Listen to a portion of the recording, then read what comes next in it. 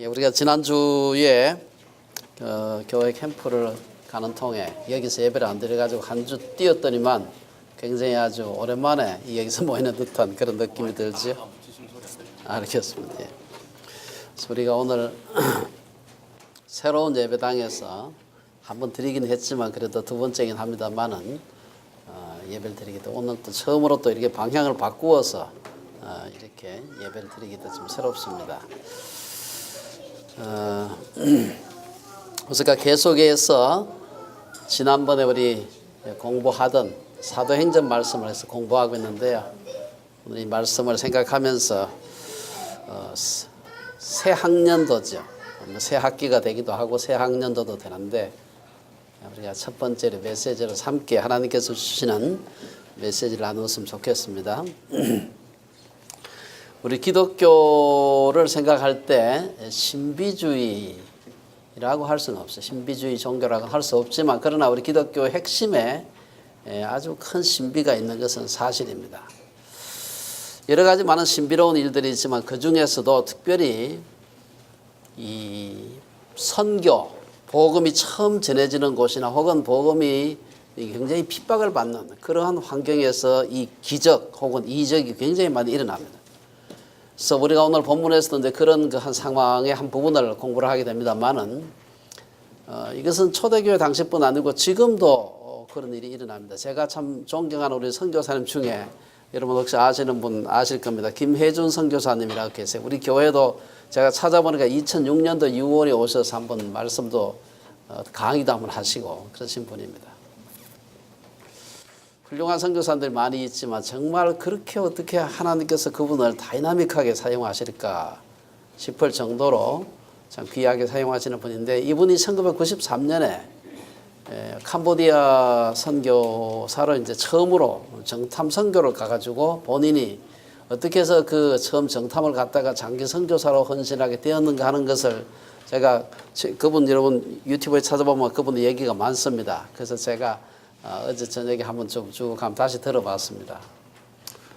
굉장히 그 드라마틱한 얘기가 많지만 그분이 처음 갔을 때 캄보디아에 처음 가서 그 프놈펜에서 그분이 거의 죽어가는 뭡니까 월남전 후유증으로 인해 가지고 월남전 고엽제 때문에 고통당하던 부모로부터 태어나서 이 아이도 역시 그 비슷한 백혈병 비슷한 굉장히 심한 장애를 가지고 죽어가고 있는 아이를 갖다가 손을 잡고 이게 뭐 손이 다 뒤틀려 있는데 잡아가지고 기도하는 중에 손이 막 펴지는 이런 역사. 아주 참 제가 간증하는 걸 들었습니다만은 야 어떻게 이런 일이 일어날 수가 있을까 하는 그런 생각이 들 만큼 참 놀라운 기적들이 일어나는 걸 볼 수가 있습니다. 사실 그 김 선교사님 생각을 하면서 제가 오늘 이 말씀을 또 생각을 해봤습니다. 사실 1993년이 그분이 처음 갔을 때 같으면은 캄보디아가 막 민주화로 들어서긴 했지만 여러분 잘 아는 그 크메르 루즈라고 킬링필드의 그 주역들이 여전히 살아있을 때입니다. 제가 보니까 폴 포트라고 한 사람들 기억하시죠? 킬링필드의 주역 중에 한 사람인데 그 사람이 1998년에 죽었어요. 죽기 전까지 산속에 들어가서 계속해서 게릴라전을 하고 민주 정부가 들어섰음에도 불구하고 계속해서 정부군하고 싸우고 이런 속에 사실은 위험한 속에 캄보디아에 들어가서 이런 큰 참 이적들이 일어나지 않으면은 참 그 견디기 어려운 그런 속에 사신 걸 제가 볼 수가 있었습니다. 저는 오늘 본문 말씀을 생각하면서 우리가 오늘 본문의 내용이 다 사도행전 내용이기 때문에 비슷하다고 생각할지 모르지만 오늘 이 본문 말씀은 오순절 성령 강림 그리고 교회의 탄생 이후에 유대인들에게 전도를 하던 그 패턴에서 벗어나서 이방 지방으로 나아가서 복음을 전하는 새로운 어떤 선교의 하나의 새로운 계기를 마련하는 것을 볼 수가 있습니다. 물론 요전에도 보면 우리가 사도행전 8장에 보면은 빌립이 에티오피아 내시에게 전도하는 게 나옵니다만은 그러나 그것은 일회적인 사건이었습니다. 그 한 사람에게 대한 것이었고 이제 오늘부터 시작을 해가지고 이제 그 이어지는 다음 우리가 사도행전 10장에도 보면 고넬료에게 전도하는 얘기가 나오고요. 계속해서 사도 바울을 통해서 또 이방으로 복음이 전해지는 것을 볼 수가 있습니다. 그래서 이제 본격적으로 이방인들에게 복음이 전해지면서 성령의 다이나믹한 역사가 일어나는 것을 볼 수가 있습니다. 유대인뿐 아니라 이방인들에게도. 그래서 우리가 사도행전을 다른 말로 성령행전이다 이렇게도 부르죠. 그래서 우리가 이 사도행전을 통해서 유대인을 중심으로 해서 예루살렘에서 시작된 이 복음이 초대 교회가 어떻게 해서 사도들과 교회 지도자들을 통해서 이방에게 아주 다이나믹하게 전달되는가 하는 것을 우리가 오늘 좀 살펴볼 필요가 있습니다. 사도행전 2장 43절에 보면은 초대교회에 나타났던 예루살렘 교회에서 일어났던 오순절에 일어났던 사건을 사람마다 두려워하는데 사도들로 말미암아 기사와 표적이 많이 나타나니 많은 기사와 표적이 나타났다는 것을 얘기를 하고 있습니다. 사실 오늘 본문의 9장에 나오는 오늘 본문의 이적 이전에도 사도행전에서 2장에서 9장까지에도 여러 차례에 중요한 그 이적들이 나타나는 걸 볼 수가 있습니다. 우리가 잘 아는 사도행전 3장에 보면은 베드로와 요한이 기도 시간에 성전에 올라가다가 그 병자를 고쳐주는 게 나옵니다. 성전 미문에 앉아서 구걸하던 사람을 우리가 잘 아는 대로 은과 금은 내게 없지만 내게 있는 것을 내게 주노니 나사렛 예수 그리스도 이름으로 내가 면하노니 일어서라. 이래가지고 고쳐주는 거 유명한 사건이 나오고요. 사도행전 5장에 가면은 베드로를 통해서 신유가 일어나는데 베드로가 지나가는 그림자만 밟아도 병이 낫는 이런 기가 막힌 사건이 일어나는 걸 볼 수가 있습니다. 사도행전 5장 그 후반에 보면은 유대인 종교 지도자들이 사도들이 자꾸 복음을 전하니까 미워가지고 이 사람들 다 옥에 가둬놓았는데 나가려고 하지도 않았는데 천사들이 와서 문을 열어서 옥에서 나가는 걸 볼 수가 있습니다. 6장 7장 여기 보면은 스데반의 얘기가 또 나오고 있습니다. 스데반 역시 12사도는 아닙니다만은 그러나 스데반이 은혜와 권능이 충만하여 큰 기사와 표적을 민간에게 행했다. 빌립도 역시 귀신을 쫓아내고 중풍병자와 걷지 못하는 사람을 고쳤다. 그런 얘기가 사도행전 8장에 나오고 있습니다. 이디오피아 내시에게 빌립이 복음을 전한 후에 저는 성경에 여러 가지 많은 기적들 중에서 아주 정말 신비한 게 많지만 빌립의 이 사건 이게 제일 신비한 것 같아요. 저는요. 이 빌립 이디오피아 내시에게 복음을 전했는데 요새 말하면 순간이동을 하는 겁니다.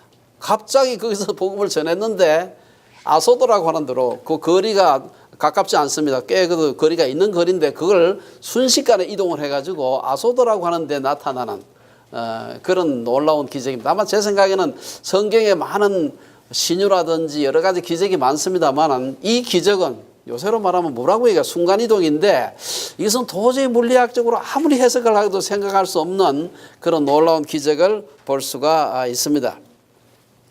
우리가 잘 아는 그 앞에 우리 9장 앞쪽에 보면은 바울이 이제 사울 때 그 다메섹에 예수 믿는 사람 잡아 죽이러 가다가 일어났던 그 기적도 알잖아요. 밝은 빛을 보고 넘어지고 또 아나니아를 통해서 그가 눈을 뜨게 되고 다시 회심하게 되고 세례받고 이것도 사실은 굉장한 기적이죠. 오늘 본문의 사건이 이어져서 나오는데 오늘 본문에 이어져서 28장 사도행전 끝나는 데까지 사도행전은 전체가 어떤 의미에서 이적과 기사의 기록이다 이렇게 볼 수가 있습니다. 성령의 역사가 그만큼 뜨겁게 일어난 것을 볼 수가 있습니다. 오늘 본문은 베드로가 지중해 해안가를 따라서 복음을 전하는 가운데 일어난 두 가지 중요한 신유 사건을 보여주고 있습니다. 하나는 루따라는 데서 일어난 사건인데 에니아라고 하는 한 남자를 중풍병에 들린 남자를 고쳐주는 일이고 또 하나는 거기서 조금 떨어진 요빠라고 하는데 도르가라고 하는 여제자를 고쳐주는 사건입니다. 오늘 이 두 가지 사건을 통해서 우리가 살펴보면서 하나님께서 우리로 하여금 이러한 그 복음이 전해지는 데 있어서 혹은 이적이 나타날 때 우리가 어떠한 마음 자세를 가져야 하는가 하는 걸 좀 살펴봤으면 좋겠습니다. 먼저 32절 이하에 보면은 중풍병자 에니아를 고쳐준 사건부터 살펴보겠습니다. 여기 보면은 32절에 보면 그때의 베드로가 사방으로 두루 다니다가 루따에 사는 성도들에게도 내려갔더니 여기서 루따라고 하는 거 여러분 혹시 여기 가능한가요? 한번 지도를 한번 보시면 좋을 것 같아요. 오늘 이 사건이 일어나는 데를 조금 여러분들이 아는 게 좋습니다. 이게 이제 팔레스타인 지도인데요. 여기 보면은 영어긴 합니다만 여기 욥바라고 하는데 여기 있으면 이게 지중해고 욥바가 여기 있고요. 그 다음에 루따가 여기 있으면 여기 글씨가 조금 작아서 요 거리가 한 40리 정도 되는 거예요. 여기 걸어가면 서너 시간 정도 걸리는 40리 정도 되고, 그 다음 오늘 본문에 나오는 그 사론이라고 하는 데가 여기입니다. 사론은 도시 이름이 아니고 한 지역 이름인데, 여러분들이 혹시 샤론의 꽃 예수 하는 노래 아시죠? 이게 이제 세 번역에서는 샤론, 영어 표현으로 SHRON 해가지고 샤론이라 이렇게 발음을 하는데, 우리 개역 성경과 개역 이전 한글에 보면 사론이라고 나옵니다. 사론. 근데 우리 샤론에 익숙해 있죠. 근데 샤론 같은 말인데, 여기 보면 샤론 이거는 일종의 지대고 평야입니다. 여기서 여기 이제 이쪽에 산맥 쪽이고요. 그다음 여기가 지중해고 요 해안 요 지방이죠. 그래서 여기가 굉장히 꽃들이 많고 들꽃도 많고 풀도 많고 목초지도 좋고 아마 그래서 굉장히 아름다웠나 봐요. 그래서 샤론 혹은 사론 하면은 굉장히 아름다운 곳이다 하는 그런 이미지를 구약 때부터 이사야서에도 보면 그 샤론의 아름다움 뭐 이런 말이 나옵니다. 그래서 이런 걸 보게 되면 아마 샤론이 굉장히 아름다운 그런 곳이 아니었나 싶은데요. 그래서 잘 한번 보시면은 욥바가 있고, 여기 이제 그 다음 우리 10장에 나오는 고넬료가 있던 집도 여기입니다. 여기에 루따가 있고, 오늘 애니야가 고침을 받고 여기서 불림을 받아서 베드로가 욥바로 가게 됩니다. 욥바에 가서 무두쟁이 시몬이라고 하는 그 사람 집이 바닷가에 있어가지고 그 사람 집에 유하면서 이제 놀라운 사건이 일어나는 거죠. 그리고 그 사건이 이 루따와 욥바와 이 사론 이 지역 전체에 널리 알려지면서 사람들이 하나님께 예수님께 돌아왔다 하는 것이 오늘 본문에 나와 있는 얘기입니다. 그래서 여러분들이 지도를 보시면서 아마 말씀을 생각하는 것이 좋을 것 같습니다. 우선 여기서 애니야라고 하는 사람을 한번 살펴보게 되면, 애니야라는 이름은 헬라 이름입니다. 그래서 아마 이 사람이 헬라파 유대인이 아닌가 생각이 됩니다. 당시에 유대 나라에는 크게 외국에서 살다가 들어온 소위 교포 유대인들이 있었어요.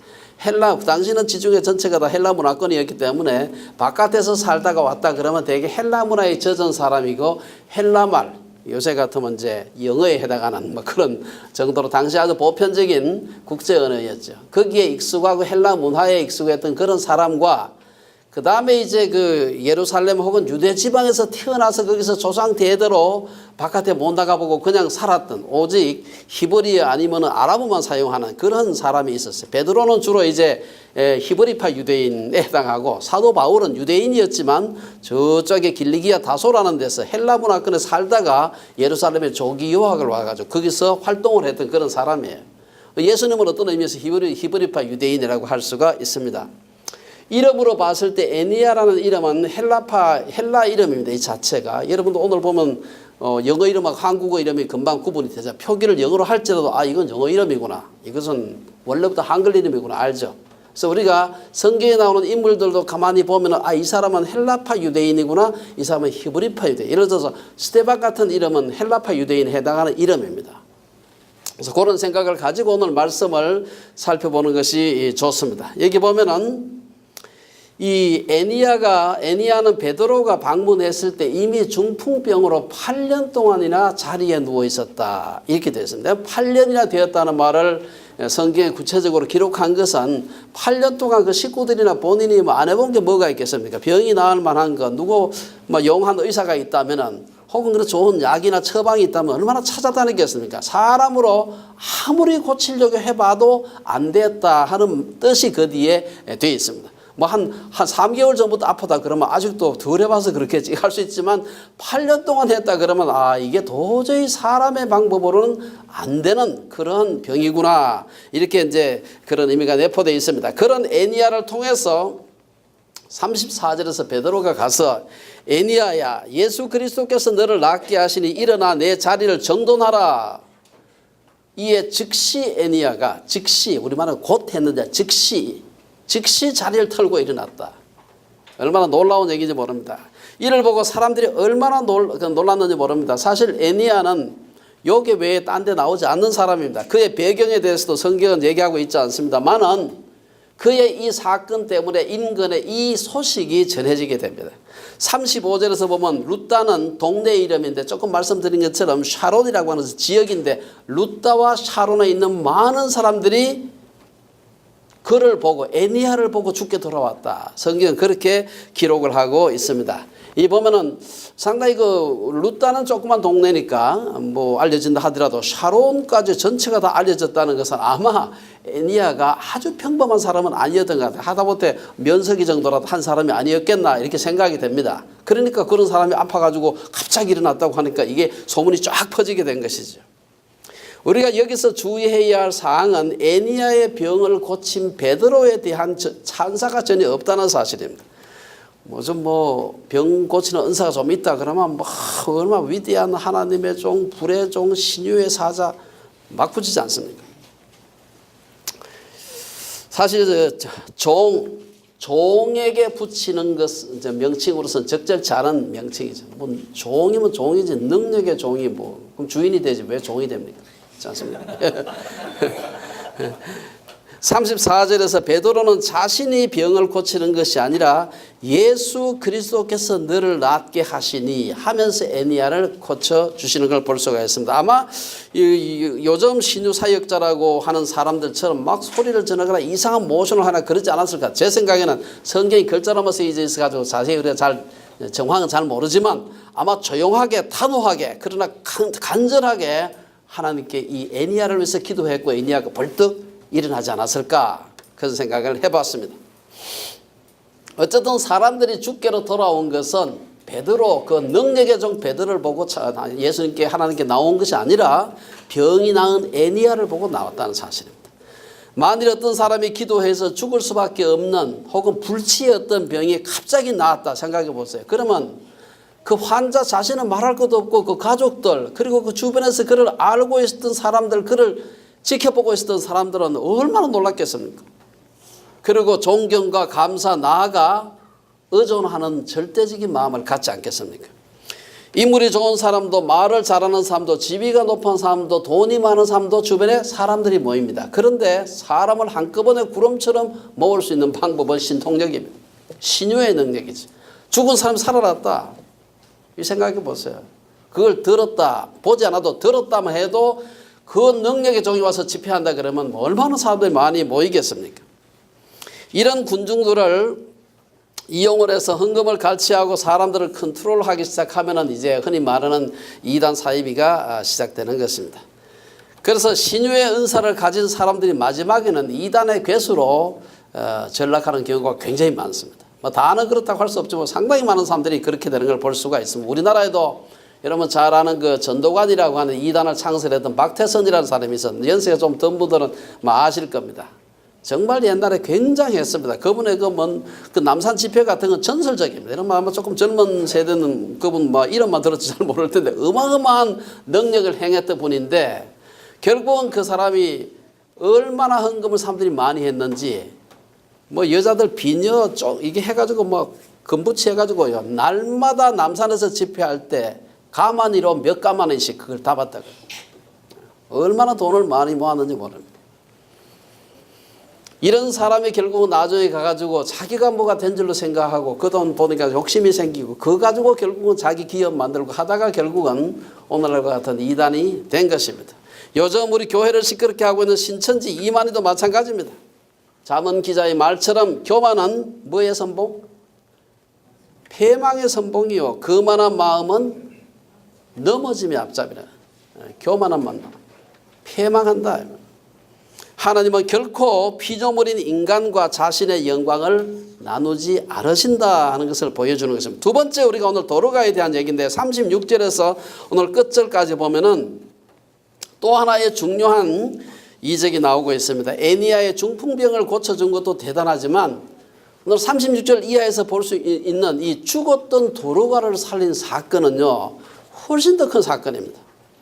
여러분 도로가라는 이름은 헬라어 이름입니다. 요걸과 도로가는 이름 뜻 자체가 양 혹은 영양, 양 있죠. 짐승 양 그런 뜻입니다. 요걸 아람어로 번역하면 다비다라고요. 다비다가 똑같이 영양이라는 뜻이라 그래요. 아마 도르가라는 이름은 헬라어 이름이지만 당시에 이 이름은 헬라인도 많이 쓰고 유대인도 많이 사용하고 했기 때문에 이 도르가가 유대인이었는지 헬라인인지 확실하지 않습니다. 아마 헬라파 유대인이었을 가능성도 있습니다. 확실하지 않습니다만은 애니야와는 달리 이 도르가는 앞에 한 개 수식어가 붙어 있어요. 여제자 도르가, 여제자 다비다 이렇게 되어 있습니다. 이 제자란 말은 아무나 붙이는 게 아니고 당시의 교회에 그도 어느 정도 지도적인 위치에 있는 사람일 때 제자란 말을 붙이는데 아마 이 상당히 그 교회 내에서도 여자였지만 교회의 지도자가 아니었겠나 생각해 볼 수가 있습니다. 그녀는 교회의 지도자로서뿐 아니라 주변 사람들에게 오늘 본문에 보면은 선행과 구제하는 일이 심히 많았다. 그래서 존경을 많이 받던 사람이었다는 것입니다. 특히 이 도르가는 어려운 과부들을 그때나 지금이나 과부는 다 어려운 겁니다. 어려운 과부들을 많이 도왔던 것으로 보입니다. 그래서 39절을 보면은 베드로가 거기에 도착했을 때 도르가의 도움을 받았던 과부들은 성경에 보면은 베드로 곁에 서서 울며 도르가가 그들과 함께 있을 때에 지은 속옷과 겉옷을 다 내어 보였다. 이런 표현이 있습니다. 37절에서 도르가가 병들어 죽음에 시체를 씻어서 다락에 누였다. 사실 시체를 씻어가지고 다락에 누인 것으로 봤을 때 이미 한쪽에서는 장례 지금 준비를 하고 있는 겁니다. 그러면서도 한편에서는 장례 준비를 하는데도 도르가를 너무 사랑하고 그의 은혜를 입었던 여러 사람들이 도저히 이대로 자기들이 사랑하는 도르가를 그냥 보낼 수가 없어가지고 이런 고민을 하고 있는데 그때 마침 인근의 사도 베드로가 그 루따라는 데 와가지고 한 40리 떨어져 있으니까 그냥 달려가도 몇 시간 하면 갈 수 있는 거리이기 때문에 거기 와서 중풍병자를 고쳤다는 소식을 듣게 됩니다. 그래서 이미 죽었던 도르가 지금 혹시나 싶어가지고 사람을 둘이를 보내가지고 빨리 지체치 말고 빨리 와달라고 요청을 하게 되고 베드로가 그 말을 듣고 달려가는 사건이 오늘 이 내용입니다.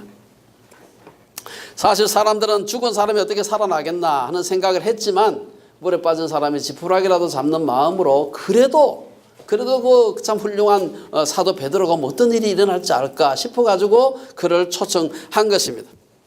당시 베드로가 머물고 있던 루따는 해안가에 있는 그 요빠 항구라겠죠. 요빠로부터 한 16km 정도, 한 10마일 정도 떨어져 있는 곳에 있었는데요. 이들이 이제 그곳에 이제 사람들을 루따에 보내가지고 요빠로 오게 했죠. 왔을 때 이미 그 도르가의 시신은 장례를 위해 준비되고 있었고 다락방에 있었습니다. 그래서 39절 40절에 보면 베드로는 다락방에서 울고 있는 여러 가부들을 막 계속 울면 어떻게 기도하겠습니까? 그러니까 좀 나가라 해서 다 내보내고 앉아가지고 하나님 앞에 간절하게 오늘 본문에 보면은 돌이켜 시체를 향하여 간절히 기도하고 난 뒤에 이르되 다비다야 일어나라 하니 도르가가 눈을 뜨고 베드로를 보고 일어나 앉았다. 아마 제 생각에 이때도 막 그냥 목신소리로 막 한 게 아니라 그냥 하나님 앞에 간절히 기도하면서 다비다야 일어나라 이렇게 아마 분명하지만 이런 권위 있는 말로 얘기했지 않았을까 그런 생각을 해봤습니다.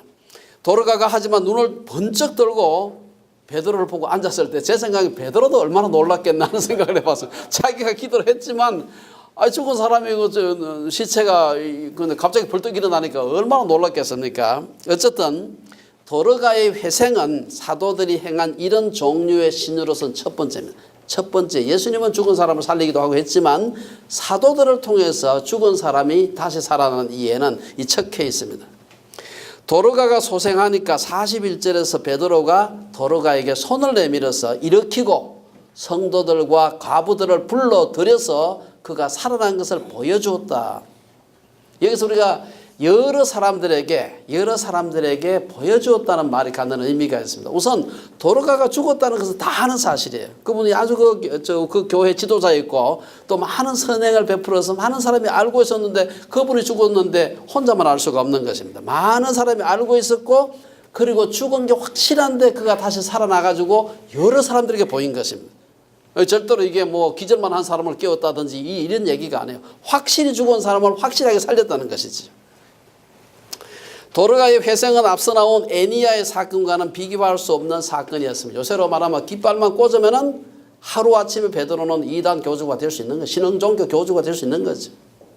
하지만 도르가의 죽음과 소생이 확실하게 되자 42절에 보면 온 요빠 사람이, 요빠는 꽤 큰 도시입니다. 루다보다 훨씬 큰 도시예요. 해안가의 무역 도시입니다.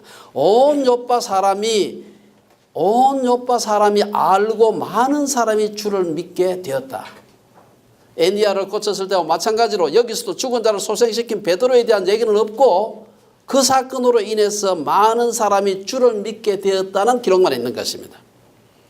베드로는 다만 주님의 역사가 나타나는 통로요 도구였을 뿐이고 영광을 받을 분은 하나님이라는 사실을 그는 잊지 않았던 것입니다. 여기서 위대한 사도와 엄청난 이단의 괴수가 갈라지는 것입니다.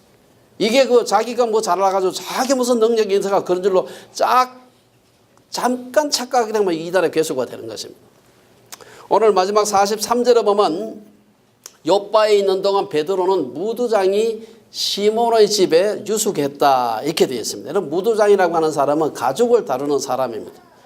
가죽을 어떻게 다룹니까? 가죽을 갖다가 우선 자가죽은 짐승 가죽일 테니까 이 짐승을 갖다가 죽은 그 짐승을 그 사체를 이게 해가지고 이 가죽을 뺏겨내려면 굉장히 힘들어요. 제가 한번 우리 집에 한번 가죽을 뺏겨내는데 굉장히 고생하다 결국은 버렸습니다. 그 가죽을. 뭐 피투성이에다가 우리 그 의사하는 우리 그 이성훈 선생님이 그 도움을 받았는데도 불구하고 둘이 나중에 고생하다가 결국은 못 했는데요. 이게 막 피, 가죽, 시체 계속 만져야 돼요.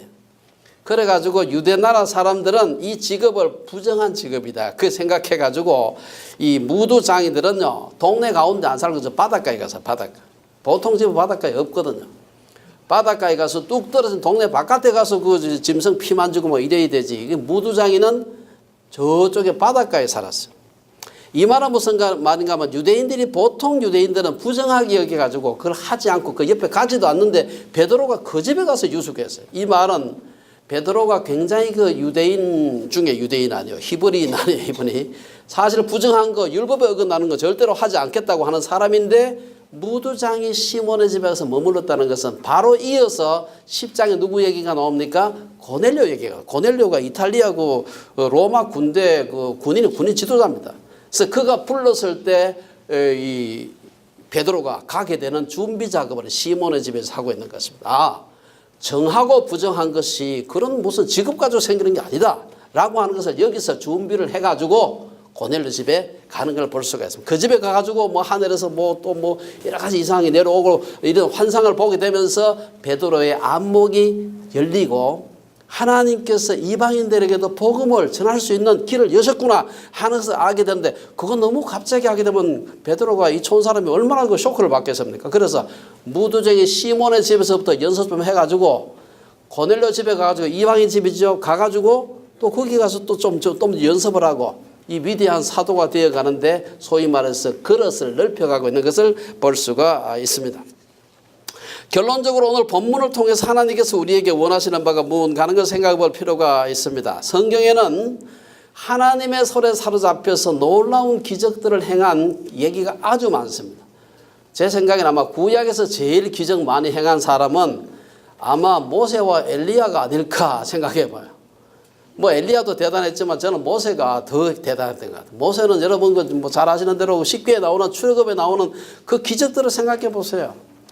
그 단신으로 가서 세계 최강의 바로를 초토화를 시킨 사람 아니겠어요? 그리고 그 수백만 되는 사람들을 이끌고 40년간 이 출애굽을 인도했던 사람이고 그 중간중간에 일어났던 어마어마한 사건들을 우리가 너무나 잘 알고 있습니다. 하지만 성경은 민수기 12장 3절에 보면 이 사람 모세가 교를 만들겠다 그러면 일도 아니죠 사실. 그런데 이 사람 모세는 온유함이 지면의 모든 사람보다 더하더라. 온유하다는 말은 다른 말로 겸손하다는 말. 굉장히 겸손했다는 얘기예요. 신약에서는 예수님을 제외하고 기적을 제일 많이 행한 사람이 제 생각에는 사도 바울과 베드로가 아닐까 생각을 할 수가 있습니다. 오늘 베드로 얘기는 오늘 나오는 얘기니까 사도행전 14장에 보면은 기적을 행한 바울과 바나바를 보고서 사람들이 뭐라고 얘기하는가 하면은 루가오니아 방언으로 소리질러 이르되 신들이 사람의 형상으로 우리 가운데 내려오셨다 하여 바나바는 제우스라고 하고 바울은 그 중에 말하는 자임으로 헤르메스라 하더라. 시외 동네 바깥에 제우스 신당의 제사장이 와가지고 소와 화환을 가지고 대문 앞에 와서 무리와 함께 제사하고자 했다. 이거는요, 바울과 바나바가 제우스 신의 제사장이 아니고 네가 제우스라는 거예요. 제사장이 아니에요. 네가 신이라는 거예요. 사실 마음 먹을 필요도 없고 깃발 꽂을 필요도 없이 신이 될 수 있는 절호의 찬스였죠. 하지만 이에 대한 바울과 바나바의 반응이 어땠습니까? 우리가 잘 알고 있어요. 두 사도 바나바와 바울이 듣고 그 이어지는 말씀이에요. 옷을 찢고 무리 가운데 뛰어들어가서 소리질러 이르되 여러분이여 어찌하여 이런 일을 하느냐. 우리도 여러분과 같은 성정을 가진 사람이라. 여러분에게 복음을 전하는 것은 이런 헛된 일을 버리고 천지와 바다와 그 가운데 만물을 지으시고 살아계신 하나님께로 돌아오게 함이라. 이것이 정통이고 이것이 바른 사도고 바른 성도의 모습입니다. 하나님은 결코 자신의 영광을 사람과 나누지 않으시는 분입니다. 어떤 의미에서 10계명에서도 10계명이나 있지만 그중에 1, 2, 3계명은요. 내 영광을 다른 어떤 피조물이나 사람과 나누지 않겠다고 하는 그 계명입니다. 사도행전 12장에 보면은 교만했던 헤롯이 영광을 하나님께 돌리지 아니함으로 주의 사자가 곧 친히 뭐에게 먹혀 죽었어요? 벌레에게 먹혀 죽었다. 다니엘서 4장에 보면은 바벨론 제국의 위세가 최고에 달했을 때 느부갓네살이 뭐라고 해요? 대단하고 나 혼자 이 큰 제국을 만들어서 내가 얼마나 굉장한 사람인가 싶어가지고 다니엘서 4장에 보면은 이 큰 바벨론은 내가 능력과 권세로 건설하여 나의 도성으로 삼고 이것으로 내 위엄의 영광을 나타내는 것이 아니냐라고 하니까 이어져서 하늘에서 소리가 내려 이르되 느부갓네살 왕아 네게 말하노니 나라의 왕위가 네게서 떠났느니라. 네가 사람에게서 쫓겨나서 들짐승과 함께 살면서 소처럼 풀을 먹을 것이요 이와 같이 7대를 지내서 지극히 높으신 네가 사람의 나라를 다스리시며 자기의 뜻대로 그것을 누구에게든지 주시는 줄을 알기까지 그리하리라. 이 무서운 얘기입니다. 그리고는 바로 이 대단한 황제 느부갓네살이 짐승이 됩니다. 짐승처럼 소처럼 비실비실 기어다니면서 풀이나 뜯어먹는 그런 아주 처참한 상태가 된 것을 볼 수가 있습니다. 곧 이어 실제로 그 일이 일어나서 느부갓네살은 사람에게 쫓겨나서 소처럼 풀을 먹으며 몸이 하늘 이슬에 젖고 머리털이 독수리 털과 같이 자라고 손톱은 세발톱과 같이 되었다. 심지어 하나님께서 자기의 영광을 나누려고 하는 사람들에게 혹은 인간 피조물에게 얼마나 분노하시느냐. 하나님의 종 아론과 모세조차도 저는 그동안 모세만 생각했는데 아론도 보니까 머리바 사건 때문에 가나안에 못 들어갔대요. 제가 오늘 설교 좀 보면 알았어요. 이 아론은 민수기 20장 24절에 나오고요. 민수기 27장 14절에 보면은 아론과 모세가 물론 서로 다른 시기에 시차를 두고 죽었습니다만은 둘 다 소위 그 출애굽의 2대 지도자 아니에요. 이런 사람들이 끝에 가나안에 못 들어가는 가장 중요한 것이 무리바에서 하나님께 드러내야 할 그 영광을 드러내지 않았다. 하나님의 그 거룩하심을 드러내지 않았다는 것 때문에 이 위대한 두 지도자가 가나안을 눈으로 보면서 못 들어가는 이 기가 막힌 사건이 일어나는 걸 볼 수가 있습니다. 오늘 본문에는 베드로가 루다에서 중풍에 걸린 애니야를 고쳐주고 요바에서 죽었던 여제자 도로가를 소생시킨 사건을 소개하고 있습니다. 그렇다면 이 신유의 목적이 무엇일까? 35절에서는 베드로가 애니야를 고쳐준 사건으로 인해서 사람들이 다 그를 보고 주께로 돌아오니라. 똑같은 같은 장에서 42절에서는 도르가를 고쳐준 사건 때문에 온 요빠 사람이 알고 많은 사람이 주를 믿더라. 신유의 능력이 나타난 사람이 신격화되거나 교회에 사람이 많이 모이거나 또한 헌금이 많아지는 것과는 아무런 관계가 없는 것입니다. 사람들은 과학의 시대에 살지만 신유에 목말라 하고 있습니다. 신사도 운동가들의 집회에서 나타나는 금가루 현상이나 멀쩡한 이빨이 금리로 바뀌고 넘어져서 허우적거리는 모습, 이 기가 막힌 얘기예요 사실은. 그럼에도 그 사람들이 뭐예요? 얼마나 사람들이 신유의 신비에 목말라 하는가 하는 것을 보여주는 것입니다. 이런 현상들을 보면서 우리가 물어야 할 것은 두 가지입니다. 첫째, 그것이 하나님의 영광을 위한 것이냐. 두 번째, 그것을 통해서 예수 그리스도의 복음이 전해지는가 하는 생. 여기서 한 걸음이라도 벗어나면 그것은 신유의 목적에서 벗어나는 것이고 이단으로서의 첫걸음을 떼는 것입니다.